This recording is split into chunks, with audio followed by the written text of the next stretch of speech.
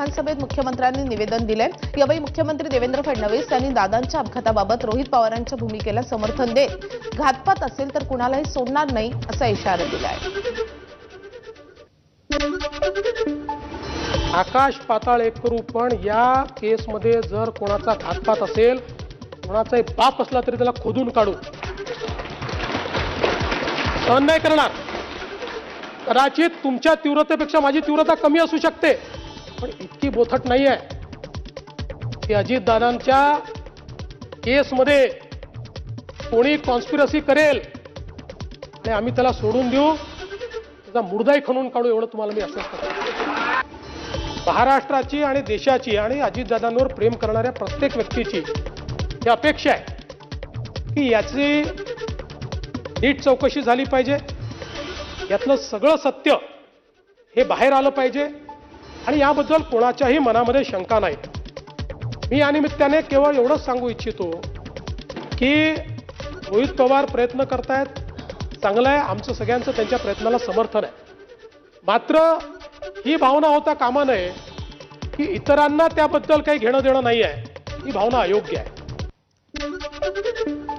राज्याचे दिवंगत उपमुख्यमंत्री अजित पवार यांच्या जीवनावर आधारित धडा शालेय पाठ्यपुस्तकात समाविष्ट करण्याची मागणी विधानसभेत करण्यात आली आहे। राजकुमार बडोले यांनी अंतिम आठवडा प्रस्तावावरील चर्चेदरम्यान ही मागणी करत अजितदादांच्या कार्यशैलीतील शिस्त, वक्तशीरपणा, आर्थिक काटेकोरपणा आणि त्यासोबतच जनतेशी थेट संवाद या गुणांचा उल्लेख केलाय।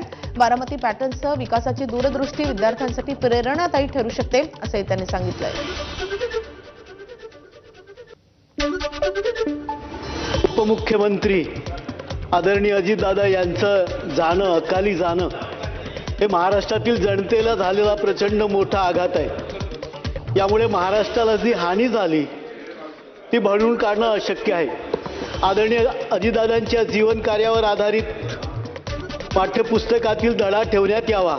लवकर उठून काम करण्याची जी पद्धत होती, प्रशासनावर जी पकड होती, आर्थिक शिस्त, जनसंवाद कार्यक्रम, त्यांचे बांधकाम विषयक ज्ञान, वृक्षांप्रती अत्यंत प्रेम, देशी झाडांची लागवड, जनतेशी असलेली बांधिलकी, सर्व धर्म समभावाचा विचार, बारामती पॅटर्न।